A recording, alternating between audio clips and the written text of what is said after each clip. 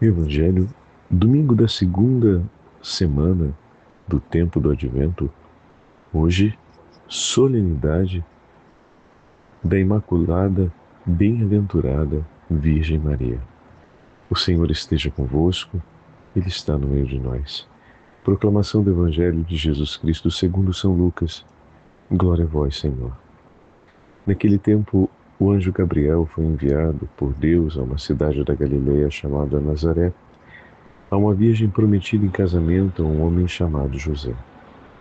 Ele era descendente de Davi e o nome da virgem era Maria.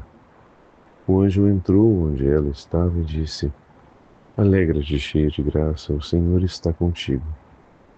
Maria ficou perturbada com estas palavras e começou a pensar qual seria o significado da saudação. O anjo então disse-lhe: Não tenhas medo, Maria, porque encontrastes graça diante de Deus. Eis que conceberás e darás à luz um filho, a quem porás o nome de Jesus. Ele será grande, será chamado Filho do Altíssimo, e o Senhor Deus lhe dará o trono de seu pai Davi. Ele reinará para sempre sobre os descendentes de Jacó, e o seu reino não terá fim. Maria perguntou ao anjo: Como acontecerá isso se eu não conheço homem algum? O anjo respondeu-lhe: O Espírito virá sobre ti, e o poder do Altíssimo te cobrirá com sua sombra. Por isso o filho que vai nascer será chamado Santo, Filho de Deus. Também Isabel, tua parenta, concebeu um filho na velhice.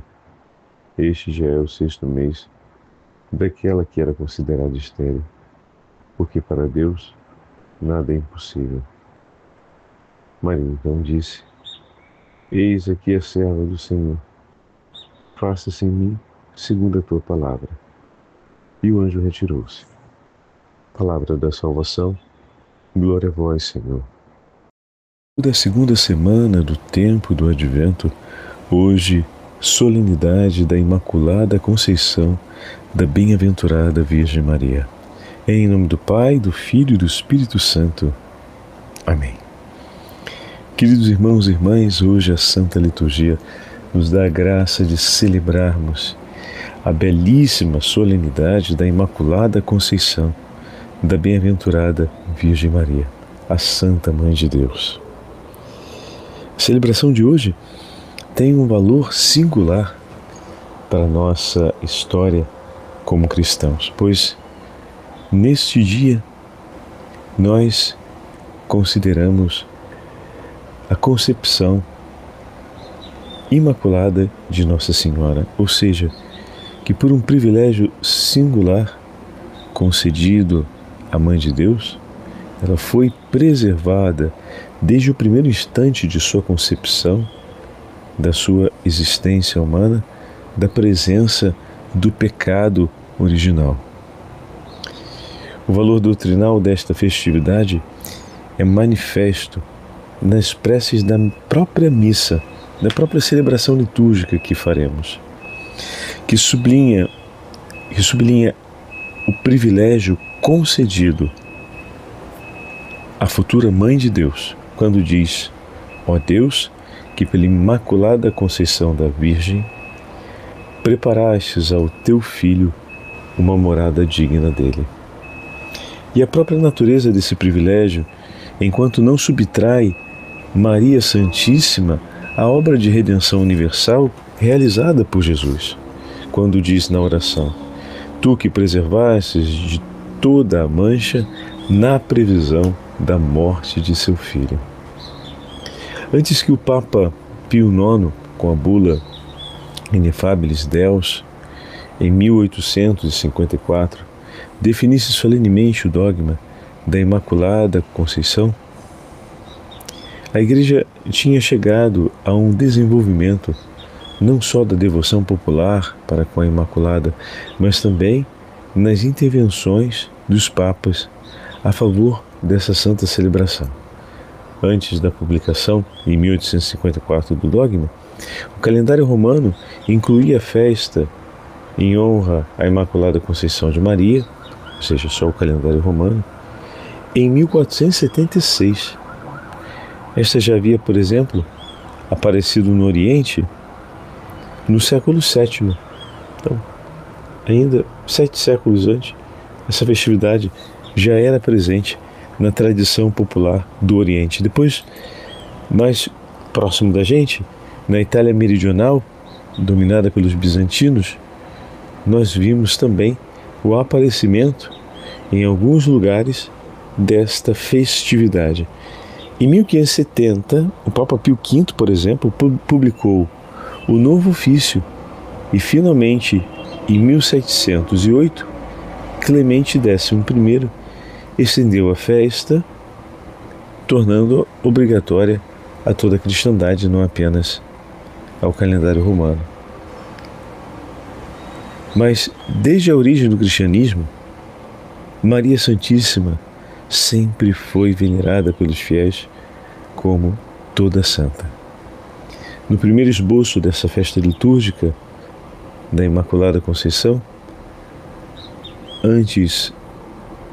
anterior ao calendário aquele do sétimo século no Oriente, nota-se, se não a profissão explícita da isenção da culpa original, pelo menos uma persuasão teológica equivalente. Deus a fez pura e santa para seu Filho. Havia argumentado um brilhante teólogo do período medieval, dizendo: Deus podia fazê-lo, convinha que o fizesse e, portanto, assim o fez. Do infinito amor de Cristo para com Maria, que a pré-redimiu, ou seja, que lhe deu a graça de participar, Deus deu a graça a ela de participar de todos os bens espirituais que seu Filho iria conquistar por nós. Deus antecipou o tesouro da redenção em favor da Santa Mãe de Deus. Bendito seja. E ela, desde o primeiro instante de sua existência, preservada do pecado original, assim permaneceu. Que grande privilégio o Senhor entregou à Santa Mãe de Deus. E que grandes privilégios que Maria Santíssima pode interceder por nós, a fim de que também nós sejamos alcançados pela misericórdia e a redenção do Senhor. 4 anos depois da proclamação solene do dogma, que foi em 1854, então, no ano de 1858, a Virgem Maria apareceu a Santa Bernadette em Lourdes. A menina timidamente lhe pergunta: Senhora, quer ter a bondade de me dizer o seu nome? E Maria Santíssima lhe responde dizendo: Eu sou a Imaculada Conceição. Bendito seja o nome do Senhor por tão grande privilégio concedido à Santa Mãe de Deus em favor da salvação dos homens. És advogada Nossa Senhora, és medianeira de todas as graças. Santo Anselmo, no 12º século, vai escrever assim: o céu e as estrelas, a terra e os rios, o dia e a noite, tudo quanto obedece ou serve aos homens, congratulam-se, ó Senhora Santíssima, porque a beleza perdida foi por ti, de certo modo, reencontrada, ressuscitada e dotada de uma graça nova e inefável. Todas as coisas pareciam mortas ao perderem sua dignidade original, que é de estar em poder e a serviço dos que louvam a Deus. Para isso é que foram criadas. Estavam oprimidas e desfiguradas pelo mau uso que delas faziam as idolatrias para os quais não haviam sido criadas. Agora, porém, como que ressuscitadas, alegram-se, pois são governadas pelo poder e embelezadas pelo uso dos que louvam a Deus. Perante essa nova e inestimável graça, todas as coisas exultam de alegria ao sentirem que Deus, seu Criador, não apenas as governa invisivelmente lá do alto, mas também está visivelmente nelas, santificando-as com o uso que delas faz.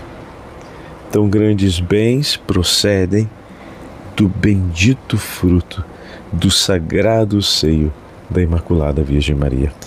Pela plenitude da tua graça, aqueles que estavam na mansão dos mortos alegram-se agora libertos, e os que estavam acima dos céus rejubilam-se renovados.